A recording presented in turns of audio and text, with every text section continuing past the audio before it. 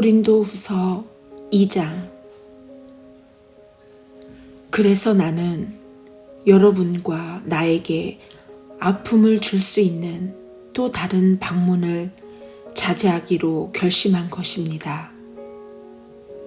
내가 그저 얼굴을 내밀기만 해도 여러분이 난처하고 괴로운 입장에 처하게 될 텐데, 여러분이 어찌 나를 위로하고 나의 기운을 북돋아 주겠습니까? 그래서 나는 가지 않고 편지를 써 보냈습니다. 나를 기쁘게 해주리라 여겼던 벗들을 낙담시키면서 괴로운 시간을 보내고 싶지 않았기 때문입니다.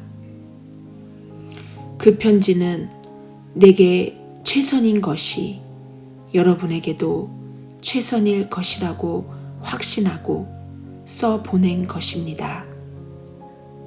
결과적으로 그 편지를 쓰는 것은 몹시 괴로운 일이었습니다. 그 편지는 양피지에 잉크로 쓴 것이 아니라 눈물로 쓴 것입니다. 그러나 나는 여러분에게 고통을 주려고 그 편지를 쓴 것이 아닙니다. 그 편지는 내가 여러분을 얼마나 아끼는지,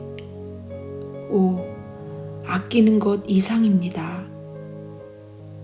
내가 여러분을 얼마나 사랑하는지 여러분이 알아주기를 바라면서 쓴 것입니다.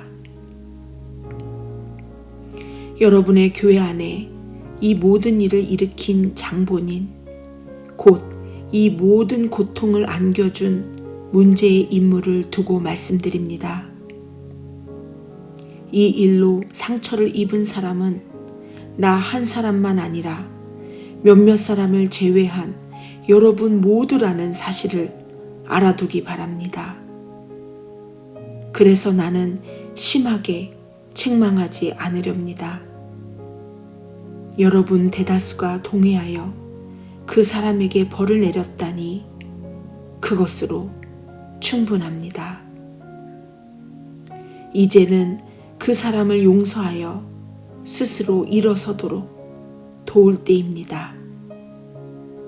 여러분이 그의 죄를 비난하기만 한다면 그는 죄의식 속에서 숨이 막혀 죽을 것입니다. 그러나 나는 사랑을 쏟아 부을 것을 권고합니다.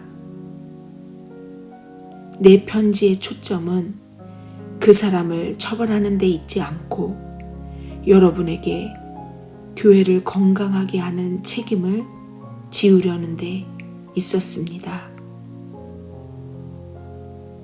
그러므로 여러분이 그를 용서하면 나도 그를 용서하겠습니다. 내가 개인적인 원한의 목록을 지니고 다닌다고 생각지 마십시오. 그리스도께서 우리와 함께 하시고 우리를 인도하시듯이 나도 용서하는 여러분과 행동을 함께 하겠습니다. 어쨌든 우리는 부지 중에라도 사탄이 더 많은 해를 끼칠 틈을 주지 않을 것입니다. 우리는 사탄의 교활한 책략을 잘 알고 있습니다. 내가 메시아의 메시지를 선포하려고 드로아에 이르러 보니 이미 문이 활짝 열려 있었습니다. 하나님께서 문을 열어두신 것입니다. 나는 그저 그 문을 통과하기만 하면 되었습니다. 그러나 여러분의 소식을 가지고 나를 기다리고 있던 디도를 만나지 못해서 나는 마음을 놓지 못했습니다.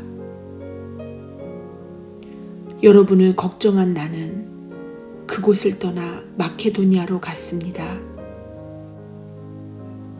디도를 만나 여러분에 관한 든든한 소식을 듣기 위해서였습니다. 그리고 감사하게도 여러분의 소식을 들었습니다. 하나님께서는 메시아, 곧 그리스도 안에서 우리를 이리저리 데리고 다니시면서 끊임없이 계속되는 개선 행진에 참여시키고 계십니다.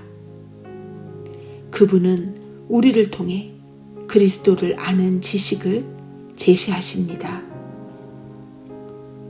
우리가 가는 곳마다 사람들은 고상한 향기를 들이마십니다.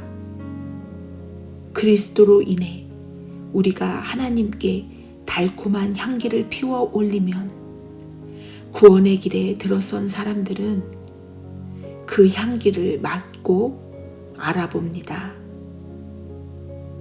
그 향기는 생명을 드러내는 향기입니다. 그러나 멸망의 길에 들어선 사람들은 우리를 썩은 시체에서 나는 악취처럼 대합니다. 이것은 엄청난 책임입니다. 이 책임을 떠맡을 역량이 되는 사람이 누구이겠습니까? 아무도 없을 것입니다. 그러나 적어도 우리는 하나님의 말씀을 가져다가 거기에 물을 타서 거리로 나가 값싸게 파는 일은 하지 않습니다.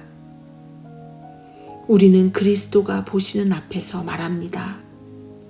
하나님께서 우리의 얼굴을 보고 계십니다.